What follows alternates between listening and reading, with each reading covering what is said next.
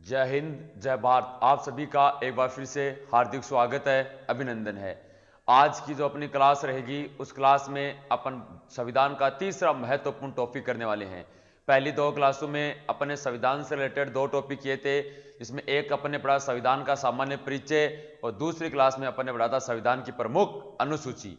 आज अपन तीसरा टॉपिक पढ़ने वाले हैं संविधान का, और जो तीसरा टॉपिक हो मेरे लाडलो वो बहुत ज्यादा महत्वपूर्ण होने वाला है। और आज का टॉपिक है वो आपको नेवी के एग्जाम के अंदर एक नंबर 100% देकर जाएगा, क्योंकि नेवी से रिलेटेड एग्जाम जो होती है उसके अंदर हर साल जो एग्जाम होती है उसके अंदर इस टॉपिक से जो भी आज डिस्कस करेंगे इस टॉपिक से एक क्वेश्चन पूछने का काम किया जाता है। इसलिए यह टॉपिक आपके एग्जाम के लिए बहुत ज्यादा महत्वपूर्ण रहने वाला है। आइए मेरे लाडलो शुरुआत करते हैं। आज का जो अपना टॉपिक रहेगा वो रहेगा विदेशी स्रोत। आज का अपना टॉपिक क्या रहेगा? विदेशी स्रोत। विदेशी स्रोत का मतलब क्या होता है? विदेशी स्रोत का मतलब क्या होता है? देखिए, भारतीय संविधान की अगर बात की जाए तो भारतीय संविधान को बनाने के लिए 60 अलग अलग देशों के संविधान का अध्ययन किया गया। भारतीय संविधान को बनाने के लिए कितने देशों के? 60 अलग अलग देशों के संविधान का क्या किया गया? अध्ययन करने का काम किया गया। मतलब 60 अलग अलग देशों का अध्ययन किया। जब अलग अलग देशों का अध्ययन किया गया तो उसमें यह पाया गया कि जो भारतीय संविधान है, जो भारतीय संविधान है उसमें से 10 ऐसे देश हैं जिनसे अपने संविधान में कुछ ना कुछ लिया गया है। मतलब अपन ने किसी दूसरे देश के संविधान से प्रेरित होकर भारतीय संविधान में कुछ जोड़ने का काम किया है, और दूसरे देशों से प्रेरित होकर उन देशों से जो अपने देश में कॉपी किया है उसे ही हम विदेशी स्रोत कहते हैं। 10 ऐसे महत्वपूर्ण देश हैं जहां से कुछ ना कुछ जरूर लिया गया है। आइए एक एक करके उन देशों की बात करते हैं। सबसे पहले अगर बात की जाए अपन बात करेंगे नंबर 1 पर रूस देश की। किस देश की बात करेंगे? रूस देश से रिलेटेड अपन चर्चा करने वाले हैं। तो देखिए भाई, रूस देश से रिलेटेड चर्चा की जाए तो भारतीय संविधान में रूस देश से क्या लिया गया है? देखना मेरे लाडलो, एक तो लिया गया है मूल कर्तव्य। भारतीय संविधान में एक तो क्या लिया गया है? मूल कर्तव्य।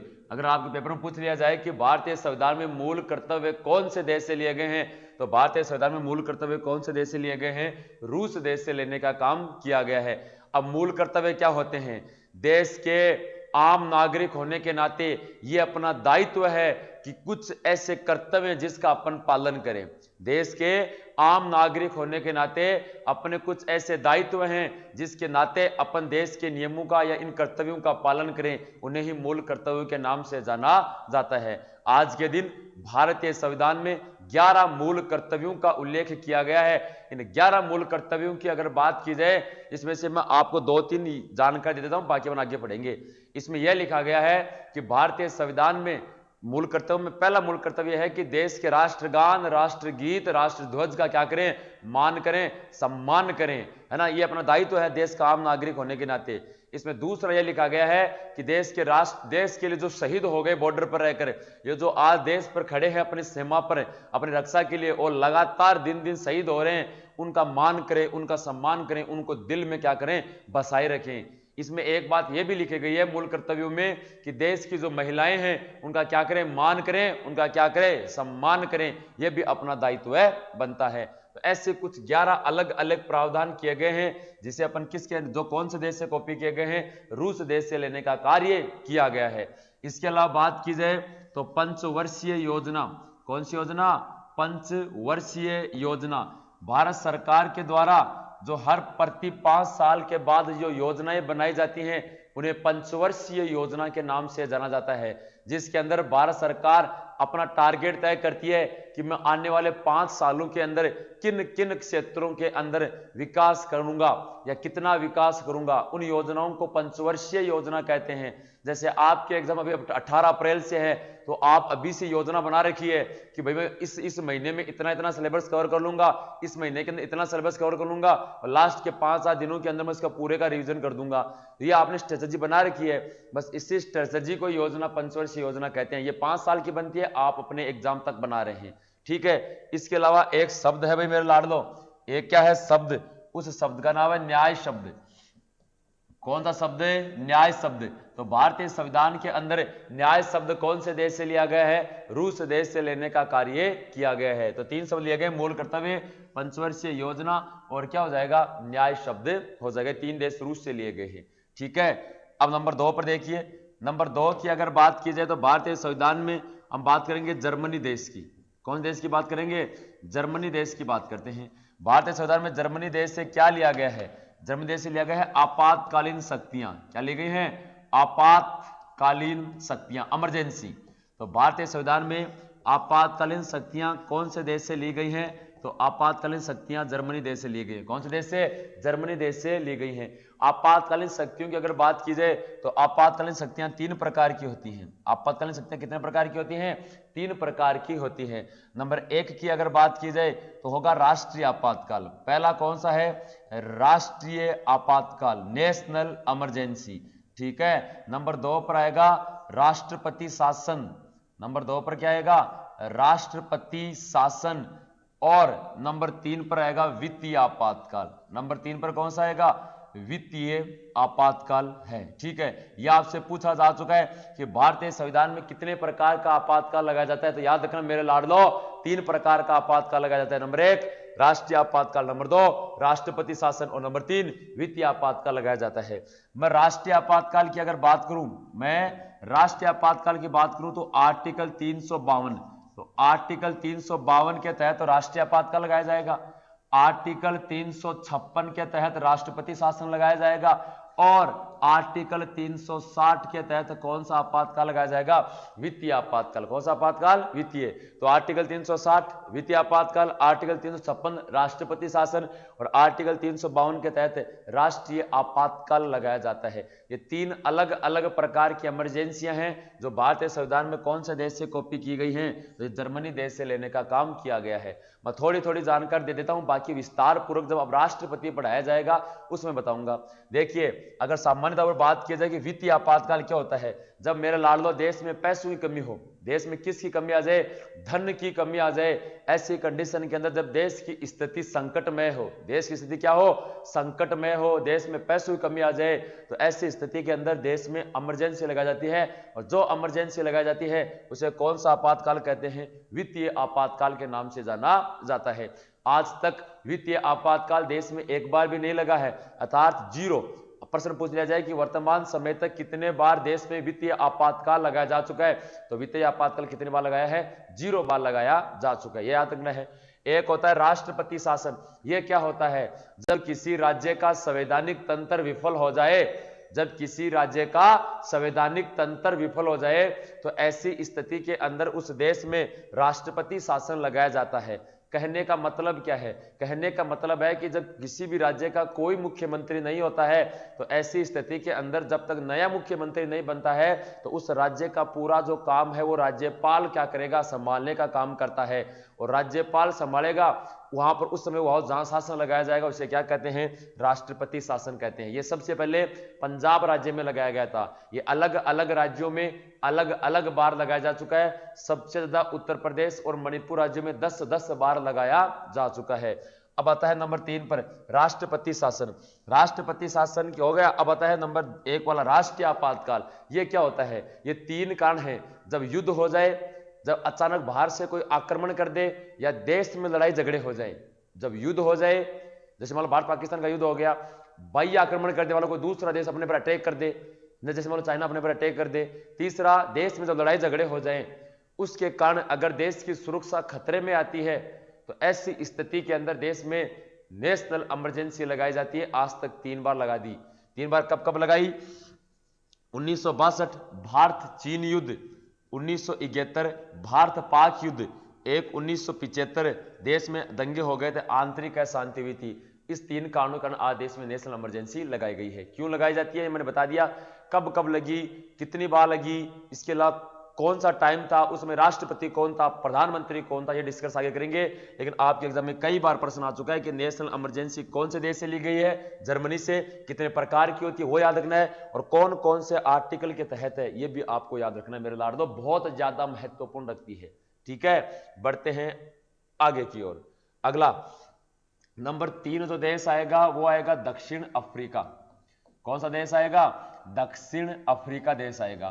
तो भारतीय संविधान में दक्षिण अफ्रीका देश से क्या लिया गया है? तो याद रखना मेरे लाडलो, दक्षिण अफ्रीका देश से लिया गया है संविधान संशोधन की संविधान संशोधन की प्रक्रिया। क्या ली गई है? संविधान संशोधन की प्रक्रिया लेनी गई है, संविधान संशोधन। तो भारतीय संविधान में संविधान संशोधन की जो प्रक्रिया है ये कौन से देश से ली गई है?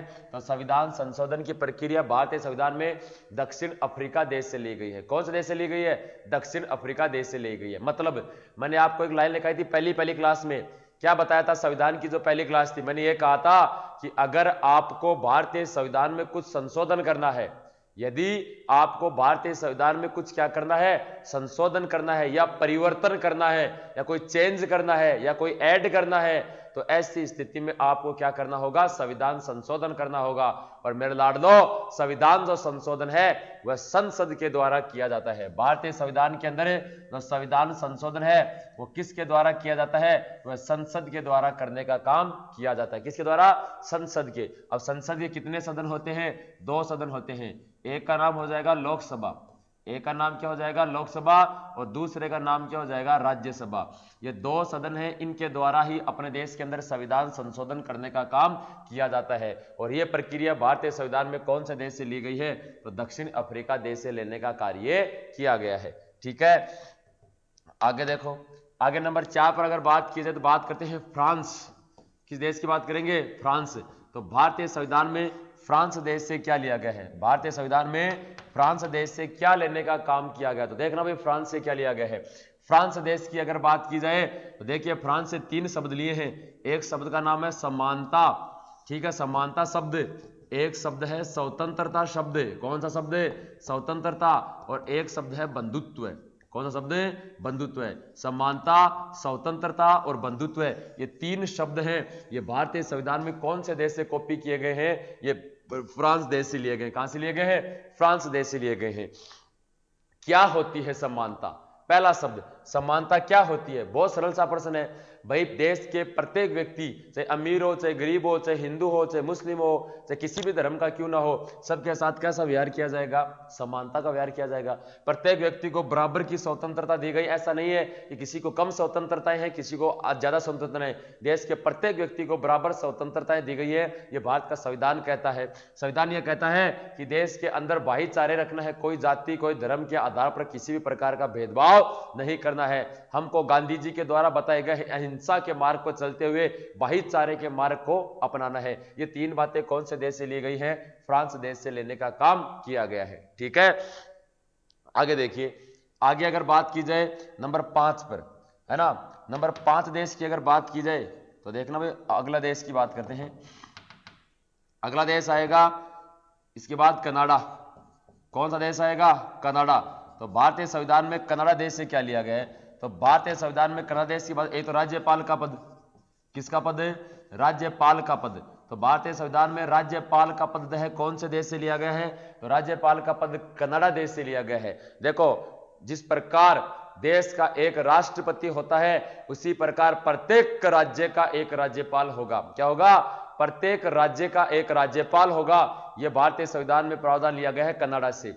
और दूसरी जानकारी दे दूं आपको कि जिस व्यक्ति का जिस राज्य में जन्म हुआ है वह व्यक्ति उस राज्य का कभी भी राज्यपाल नहीं बन सकता। जिस व्यक्ति का जिस राज्य में जन्म हुआ है वह व्यक्ति कभी भी उस राज्य का राज्यपाल नहीं बन सकता है। यह प्रावधान भी अपने कनाडा से लिया है। इसके अलावा एक शब्द है यूनियन। कौन सा शब्द? भारतीय संविधान में ये यूनियन शब्द है। ये यूनियन शब्द कौन से देश से लिया गया है? तो यूनियन शब्द कनाडा देश से लिया गया है। कौन से देश से? कनाडा देश से यूनियन शब्द लेने का काम किया गया है। इसके अलावा संघात्मक व्यवस्था। कौन सी व्यवस्था? संघात्मक व्यवस्था। और जो संघात्मक व्यवस्था है यह कौन से देश से ली गई है? कनाडा देश से ली गई है। संघात्मक व्यवस्था की बात कीजिए, इसका मतलब क्या होता है कि केंद्र सरकार, कौन सी सरकार? केंद्र सरकार और राज्य सरकार के बीच में परस्पर कैसे संबंध होंगे, केंद्र सरकार और राज्य सरकार के बीच में परस्पर कैसे संबंध होंगे, उस बात को संघात्मक व्यवस्था के नाम से जाना जाता है। वो भारतीय संविधान में कौन से देश से कॉपी करने का काम किया गया है? कनाडा से लिया गया है। मतलब केंद्र सरकार और राज्य सरकार के बीच में कैसे संबंध होंगे, उनके बीच में कैसे रिलेशन होंगे, वो बात अपन ने कौन से देश से कॉपी की है, तो वो बात मेरे लाडलो कनाडा देश से कॉपी की गई है। ऐसा जैसे मान लो वर्तमान के अंदर बात की जाए तो वर्तमान में सेंटर के अंदर बीजेपी की सरकार है, और मान लो राजस्थान जैसा स्टेट है, इसके अंदर कांग्रेस की सरकार है, अपोजिशन सरकार है, दोनों अलग अलग हैं। अब मान लो मोदी सरकार तो ये कह दे कि हम तो राजस्थान की जो गहलोत सरकार है इसको पैसा नहीं देंगे राज्य के विकास के लिए, ऐसा नहीं है सर। चाहे सेंटर में किसी की हो और राज्य में भी किसी की हो, दोनों सरकार का दायित्व मिलता है कि दोनों आपस में असमंजस्य बढ़ाकर, दोनों आपस में मतलब एक दूसरे से बातचीत कर कर उसका क्या करे, राज्य के लोगों का विकास कैसे करे, उस पर रणनीति तैयार करे, उसे संघात्मक व्यवस्था के नाम से जाना जाता है। यह बात इस संविधान में कौन से देश से कॉपी किया है, कनाडा देश से लिया गया है। ये जो टॉपिक है ना मेरे लाडलो, मैं बार बार आपके सामने एक शब्द यूज कर रहा हूं, ये टॉपिक आपकी एग्जाम के अंदर हूबहू आएगा, बहुत ज्यादा इंपॉर्टेंट है नेवी के एग्जाम में, हर बार नेवी के एग्जाम में यहां से प्रश्न पूछने का काम किया गया है। ठीक है, आगे बढ़ते हैं भाई। अगला नंबर 6 देश की बात की जाए, है ना, अगला नंबर 6 पर देश आता है जापान। कौन सा देश आएगा, जापान। तो जापान देश की बात की जाए तो जापान देश से क्या लिया गया है, तो याद रखना जापान देश से लिया गया है विधि द्वारा स्थापित प्रक्रिया। देखना भाई, विधि, विधि का मतलब होता है कानून, अरे विधि का मतलब क्या होता है, कानून। विधि द्वारा स्थापित प्रक्रिया, विधि द्वारा स्थापित प्रक्रिया, तो ये भारतीय संविधान में कौन से देश से ली गई है, तो विधि द्वारा स्थापित प्रक्रिया ये भारतीय संविधान में जापान देश से ली गई है। कौन से देश से, जापान। तो भारतीय संविधान में जापान देश से क्या लिया गया है, विधि द्वारा स्थापित प्रक्रिया। मतलब भारतीय संविधान में जो कानून बन गया या भारतीय संविधान में जो कानून लागू हो गया, वो संविधान की अगर बात की जाए तो वह सबके लिए समान रूप से उपयोगी होगा। जैसे फॉर एग्जाम्पल बात की जाए, आज देश में वोट देने की आयु 18 साल की है। कितने साल की है, 18 साल की है। तो ऐसी स्थिति के अंदर देश के प्रत्येक व्यक्ति को यह मानना होगा ये सबके लिए समान रूप से उपयोगी है कानून। ऐसा नहीं है कि अमीर व्यक्ति 18 से ऊपर होगा तभी वोट देगा, और सॉरी गरीब व्यक्ति और अमीर व्यक्ति वो 12 साल का ही वोट दे लेगा, ऐसा कुछ नहीं है। जो कानून बन गया अपने देश के संविधान में, जिसको लागू कर दिया, वो सब व्यक्तियों के लिए समान रूप से उपयोगी है। ये बात अपन ने कहां से कॉपी की है भाई, जापान देश से लेने का काम किया है। कौन सा देश से, जापान से। अगला नंबर 7 देश की अगर बात की जाए तो अगला देश आता है ऑस्ट्रेलिया। कौन सा देश है, ऑस्ट्रेलिया। तो भारतीय संविधान में ऑस्ट्रेलिया देश से क्या लिया गया है, भारतीय संविधान में ऑस्ट्रेलिया देश से क्या लेने का काम किया गया है, यह भी एक अपने आप में बड़ा प्रश्न बनता है। तो देखते जाइए भाई, ऑस्ट्रेलिया देश से भारतीय संविधान में क्या कॉपी किया है। एक तो है समवर्ती सूची। कौन सी सूची, समवर्ती सूची। तो भारतीय संविधान के अंदर बात की जाए तो समवर्ती सूची कौन से देश से ली गई है, तो समवर्ती सूची की अगर बात की जाए तो समवर्ती सूची भारतीय संविधान में ऑस्ट्रेलिया देश से ली गई है। अब ये समवर्ती सूची क्या होती है, समवर्ती सूची का मतलब होता है कि केंद्र सरकार और राज्य सरकार के बीच में जो काम का बंटवारा है। मैंने आपको अनुसूची में पढ़ाया था, अनुसूची संख्या 7 याद कीजिए, अनुसूची संख्या 7 याद कीजिए। उसमें मैंने आपको एक लाइन लिखाई थी कि इसका संबंध हो जाएगा, समवर्ती सूची का संबंध है कि केंद्र सरकार और राज्य सरकार के बीच में काम को बांटा गया है, काम का बंटवारा है कि ये इसके अंदर राज्य ऐसा काम जिसमें केंद्र सरकार और केंद्र सरकार और राज्य सरकार दोनों मिलकर करेगी, वो काम कौन सी सूची कहलाती है, समवर्ती सूची कहलाती है। और मैंने बताया था कि इसके अंदर 52 विषय हैं। कितने विषय, टोटल 52 काम है। इसमें सबसे बड़ा एग्जांपल है शिक्षा। इसके अलावा प्रस्तावना की भाषा, इसके अलावा क्या लिया गया है भाई, प्रस्तावना की भाषा भी इसी देश से लेने का काम किया गया है।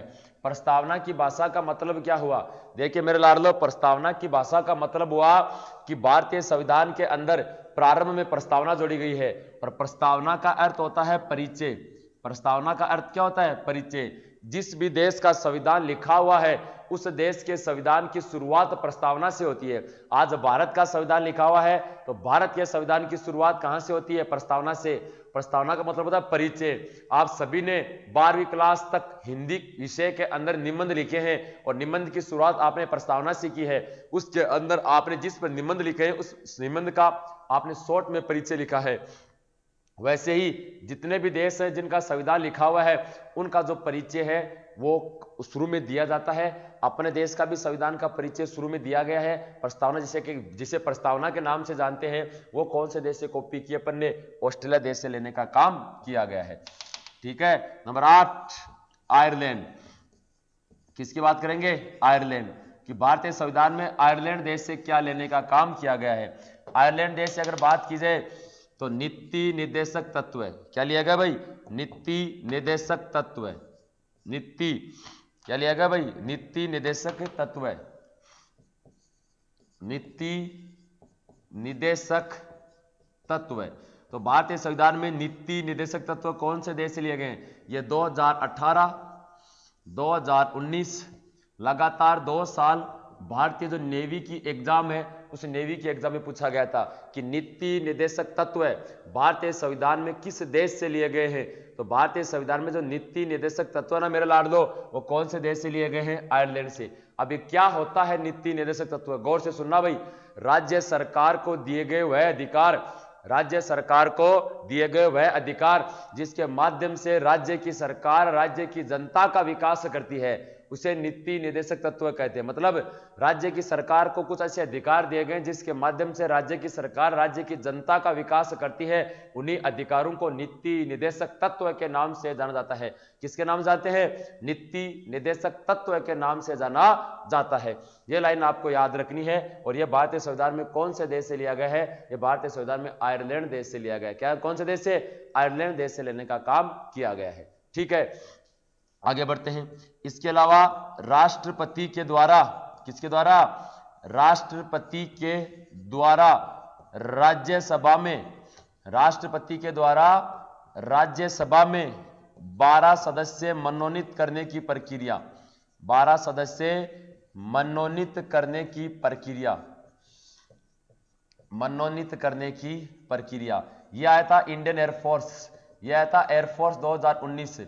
एयरफोर्स 2019 में प्रश्न पूछा गया कि राष्ट्रपति के द्वारा राज्यसभा सदन में कितने सदस्यों को मनोनीत किया जाता है? तो राष्ट्रपति के द्वारा राज्यसभा के अंदर 12 सदस्यों को मनोनीत किया जाता है। कितनों को? 12 सदस्यों को मनोनीत करता है। राज्यसभा के अंदर 12 सदस्यों को मनोनीत कौन करता है? तो राज्यसभा के अंदर 12 सदस्यों को मनोनीत कौन करेगा? राष्ट्रपति करेगा। राष्ट्रपति किस सदन के अंदर 12 सदस्यों को मनोनीत करता है? तो राज्यसभा के अंदर। किसके अंदर? राज्यसभा के अंदर मनोनीत करता है। सर ये होता क्या है? ये मनोनीत, ये निर्वाचित का मतलब क्या हुआ? देखना भाई, एक सदन है राज्यसभा। इस राज्यसभा सदन के अंदर आज 245 व्यक्ति हैं। इस राज्यसभा सदन के अंदर आज के दिन कितने बंदे बैठे हैं? 245 से। 245 में से 233 तो होते हैं निर्वाचित और 12 होते हैं मनोनीत। ये तो क्या हो गए? तो ये तो मेरे लाडलो हो गए मनोनीत, और ये क्या हो गए? ये हो गए निर्वाचित। ये क्या हो गए? निर्वाचित हो गए। निर्वाचित और मनोनीत फर्क क्या होता है? निर्वाचित का मतलब होता है, देखो इन निर्वाचित का मतलब होता है जो वोट देकर चुना जाए। जो क्या देकर चुना जाए? बार बार शब्द आएगा निर्वाचित। जो वोट देकर चुना जाता है उसे तो कहते हैं निर्वाचित, और जो बगैर वोट के डायरेक्ट सदन के अंदर जिनको एंट्री मिलती है उसे कहते हैं मनोनीत। आज अपने देश के राज्यसभा सदन के अंदर 545 सदस्यों में से 233 सदस्य ऐसे हैं जो वोट देकर चुनकर आते हैं, जिनको चुनते हैं वोट देकर, और 12 ऐसे सदस्य हैं जो कला, साहित्य, खेलकूद, विज्ञान जैसे क्षेत्रों के अंदर अच्छा योगदान देते हैं। ऐसे व्यक्तियों को राष्ट्रपति डायरेक्ट सदन के अंदर क्या करता है? एंट्री देने का काम करता है, जिसे मनोनीत के नाम से जाना जाता है। तो आपको 3 टाइप के प्रश्न बनते हैं। 12 सदस्य कौन मनोनीत करता है? राष्ट्रपति। किस सदन में करता है? राज्यसभा में। कितने करता है? 12 सदस्य करता है। ठीक है। इसके अलावा बात की जाए तो राष्ट्रपति की निर्वाचन प्रणाली, क्या? राष्ट्रपति की निर्वाचन प्रणाली, तो भारतीय संविधान में राष्ट्रपति की निर्वाचन प्रणाली कौन से देश से ली गई है? तो भारतीय संविधान में राष्ट्रपति की जो निर्वाचन प्रणाली है वो कौन से देश से कॉपी करने का काम किया गया है? तो निर्वाचन प्रणाली ली गई है आयरलैंड से। निर्वाचन प्रणाली का मतलब हुआ कि राष्ट्रपति का एक तो चुनाव कैसे होगा और कैसे होगा, मतलब स्ट्रेटेजी क्या किस प्रकार से होता है। जैसे अपने गांव के अंदर जो चुनाव होते हैं सरपंच के होते हैं, उनमें तो अपन ईवीएम मशीन से वोट देकर आते हैं, ईवीएम मशीन पर वोट देकर आते हैं। तो यह क्या ईवीएम मशीन से होते हैं राष्ट्रपति के चुनाव, या जो पर्ची होती है उससे होते हैं राष्ट्रपति के चुनाव? वो प्रणाली की बात कर रहा है। हमेशा याद रखना, राष्ट्रपति के चुनाव ईवीएम मशीन से नहीं होते हैं, राष्ट्रपति के चुनाव पर्ची से किए जाते हैं, नंबर एक। दूसरी बात, राष्ट्रपति के चुनाव में भाग कौन कौन लेगा, राष्ट्रपति के चुनाव में कौन कौन भाग लेता है, यह बात भी है। तो यह बात भी अपने देश में इसके अंदर पढ़ी जाएगी। वो बात अपने कौन से देश से कॉपी की है, आयरलैंड। आयरलैंड देश से जितना भी मटेरियल इसमें मैंने लिख दिया है वो सारा आपके एग्जाम में पूछने का काम किया जा चुका है। मैं बार बार कह रहा हूं, यहां से नेवी का 1% पक्का निकलेगा मेरे लाडलो, बस थोड़ा सा आपको क्या करना है, ध्यान देने की जरूरत है भाई। अगला नंबर 9, अमेरिका। तो भारतीय संविधान में अमेरिका देश से क्या कॉपी किया गया है भाई? अमेरिका देश वाला तो पहले इंपोर्टेंट लगाता हूं, वेरी वेरी वेरी इंपोर्टेंट है ना। अमेरिका देश से देखिए, अमेरिका देश से एक तो लिया गया है उपराष्ट्रपति का पद। किसका पद है? वाइस प्रेसिडेंट, उपराष्ट्रपति का पद। तो भारतीय संविधान में उपराष्ट्रपति का पद कौन से देश से कॉपी किया गया है? तो भारतीय संविधान में उपराष्ट्रपति का पद अमेरिका देश से लिया गया है। कौन से देश से लिया गया है? अमेरिका देश से भारतीय संविधान में उपराष्ट्रपति का पद लेने का काम किया गया है, नंबर एक बात। नंबर 2 की अगर बात की जाए तो सर्वोच्च न्यायालय, कौन सा न्यायालय? देश का सबसे बड़ा न्यायालय है सर्वोच्च न्यायालय। तो ये सर्वोच्च न्यायालय का प्रावधान भी कौन से देश से कॉपी किया है? तो भारतीय संविधान में सर्वोच्च न्यायालय का प्रावधान भी अमेरिका देश से लिया गया। देश का सबसे बड़ा न्यायालय है सर्वोच्च न्यायालय, और उस सर्वोच्च न्यायालय को भी अपने कहां से कॉपी किया है? अमेरिका देश से कॉपी करने का काम किया है। इसके अलावा मूल अधिकार, इसके अलावा किसकी बात करेंगे? तो मूल अधिकार की अगर बात की जाए तो मूल अधिकार देश के प्रत्येक व्यक्ति को, देश के प्रत्येक व्यक्ति को जीने के लिए जो अधिकार दिए जाते हैं उन्हीं अधिकारों को मूल अधिकार कहते हैं। और आज देश के प्रत्येक व्यक्ति को कितने अधिकार दिए गए हैं? 6 मूल अधिकार दिए गए। आगे पढ़ेंगे। आज देश के प्रत्येक व्यक्ति को जीने के लिए जो अधिकार दिए गए उसे मूल अधिकार कहते हैं। और भारतीय संविधान में मूल अधिकारों की अगर बात की जाए तो मूल अधिकार कौन से देश से लिए गए हैं? अमेरिका देश से लेने का काम किया गया है, ठीक है ना। अगला देखिए, नेक्स्ट अगर बात की जाए महाभियोग, क्या? महाभियोग। तो भारतीय संविधान के अंदर महाभियोग कौन से देश से लिया गया है? तो महाभियोग की अगर बात की जाए अमेरिका देश से लिया गया। महाभियोग क्या होता है? महाभियोग का मतलब होता है हटाना। महाभियोग का मतलब क्या होता है? हटाना। किसको हटाना? देश के राष्ट्रपति को और देश के सबसे बड़े न्यायालय, देश के सबसे बड़ा न्यायालय कौन सा है? सर्वोच्च न्यायालय। तो राष्ट्रपति को और देश के सबसे बड़े न्यायालय सर्वोच्च न्यायालय के न्यायाधीश को समय से पूर्व पद से हटाने की प्रक्रिया को महाभियोग कहते हैं। देश के न्यायाधीश को, है ना, और देश के राष्ट्रपति को समय से पूर्व पद से हटाने की प्रक्रिया को महाभियोग कहते हैं। और प्रधानमंत्री को समय से पूर्व पद से हटाने की प्रक्रिया को अविश्वास प्रस्ताव के नाम से जाना जाता है। इसके अलावा दोहरी नागरिकता, कौन सी नागरिकता? दोहरी नागरिकता। तो भारतीय संविधान के अंदर दोहरी नागरिकता कौन से देश से ली गई है? तो भारतीय संविधान में दोहरी नागरिकता का अगर बात की जाए तो अमेरिका देश से ली गई है। सर दोहरी नागरिकता क्या होती है? दोहरी नागरिकता मतलब दो नागरिकता। आज अपने देश के अंदर एक ही नागरिकता है, वो है आपको भारत की। आप ना तो किसी राज्य के हैं, ना किसी धर्म के हैं, ना किसी जात के हैं, ना किसी जगह के हैं, आप सिर्फ भारत के नागरिक हैं। कहां के नागरिक हैं? भारत के नागरिक हैं। और देश के जवान होने के नाते आप डिफेंस में जा रहे हैं मेरे लाडलो, आप डिफेंस में जा रहे हैं, मैं कह रहा हूं। और डिफेंस ये कहती है कि सारा देश मेरे लिए एक है, पूरा देश की रक्षा करती है, वो पर्टिकुलर किसी जात या धर्म की रक्षा नहीं करती है। सेना का जवान, है ना, सेना का जवान होता है ना, वो जब वर्दी पहनता है तो ये कसम खाता है कि मेरे लिए पूरा देश एक होगा, मैं इस पूरे देश के लिए क्या करता हूं? मेहनत करूंगा। देश के लिए जो जीता है, जो देश के लिए जो मरता है, वही सच्चा देश का जवान या भक्त होता है ना।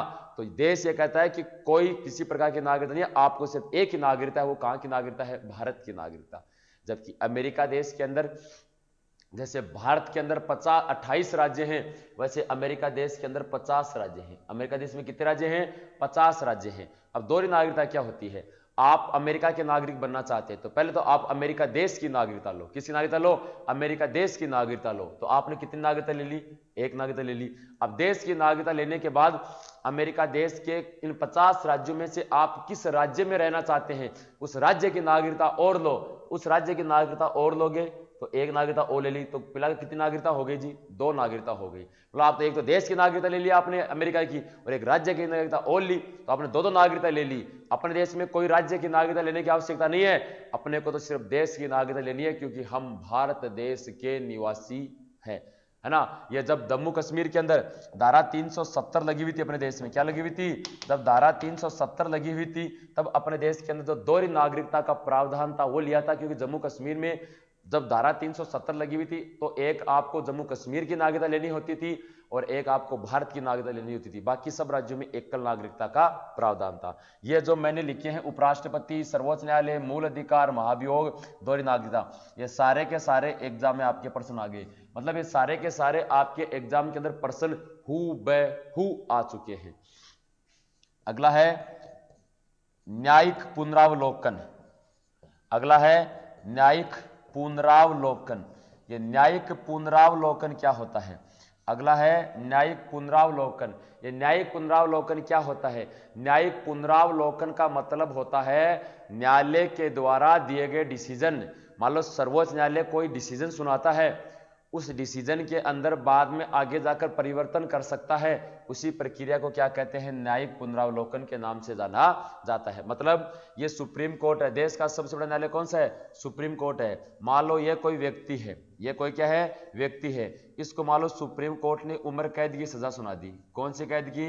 उम्र कैद की सजा सुना दी। लेकिन कुछ समय पश्चात इस केस को दोबारा मान लो किसी ने रीओपन किया, दोबारा से ओपन किया, दोबारा से फिर सुनवाई हुई, और कोर्ट को ऐसा लग गया कि नहीं भाई, इसको मैंने जिस टाइम सजा सुनाई थी उस टाइम जो सजा वो गलत थी, वो सबूत गलत थे, क्योंकि कोर्ट तो सर सबूतों पर विश्वास करता है ना। तो मान लो जिस व्यक्ति को उम्र कैद सुनाई, उस व्यक्ति की सजा को क्या कर सकता है? चेंज कर सकता है, मतलब परिवर्तित कर सकता है।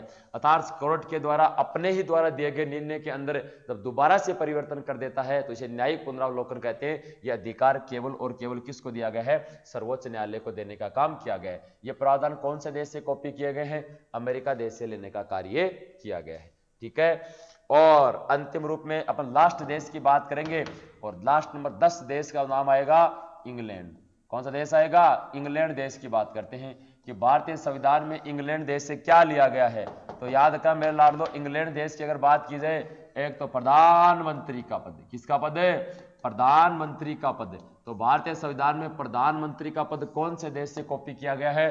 तो इंग्लैंड देश से लेने का काम किया गया है। नंबर 1 प्रधानमंत्री के बाद अगला आता है संसदीय प्रणाली। कौन सी प्रणाली? संसदीय प्रणाली।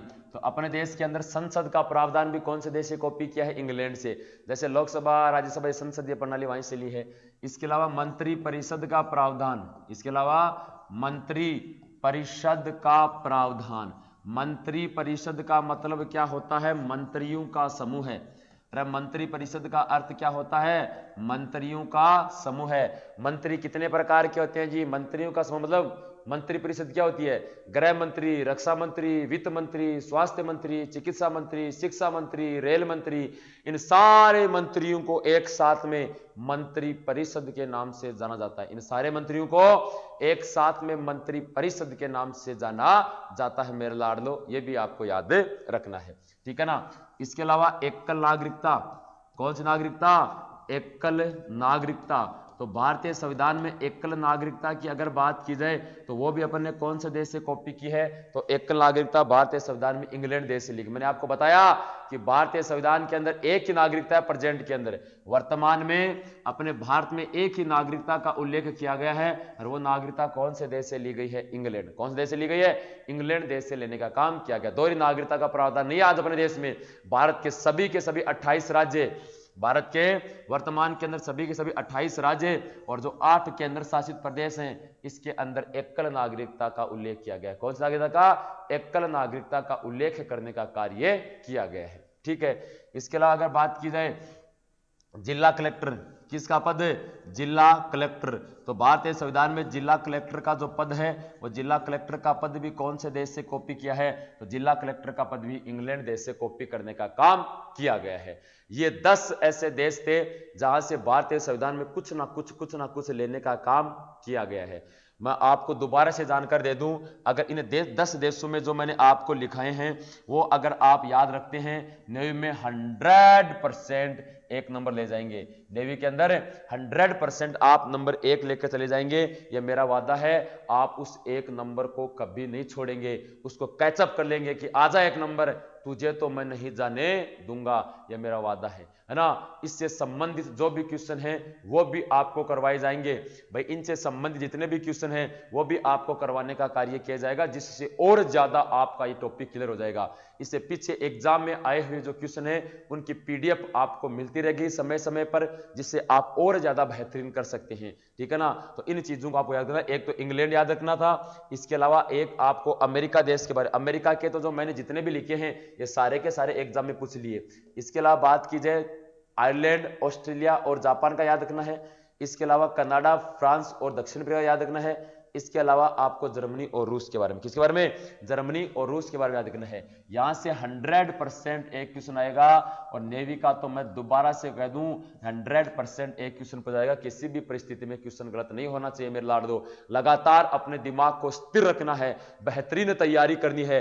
आने वाली जो एग्जाम है उसमें अपने को क्या करना है, फतेह करने का कार्य करना है, ठीक है। तो अगली क्लास जो होगी उसके अंदर 3 छोटे छोटे टॉपिक करेंगे अपन। ये तो एक थोड़ा सा बड़ा टॉपिक था इसलिए अपन इसको एक ही कर रहे हैं। अगली क्लास के अंदर 3 छोटे छोटे टॉपिक करेंगे जो आपके लिए बहुत ज्यादा यूजफुल रहने वाले हैं, ठीक है। तो ऐसे ही पढ़ते रहना है, जोश बरकरार रखना है और हिम्मत जुटाकर अपने को क्या करना है, अपने लक्ष्य को हासिल करना है। ऐसे पढ़ते रहो, अपनी ऊंचाइयों को छूते रहो, ठीक है ना। आज के लिए इतना ही मेरे लाडलो। जय हिंद, जय भारत।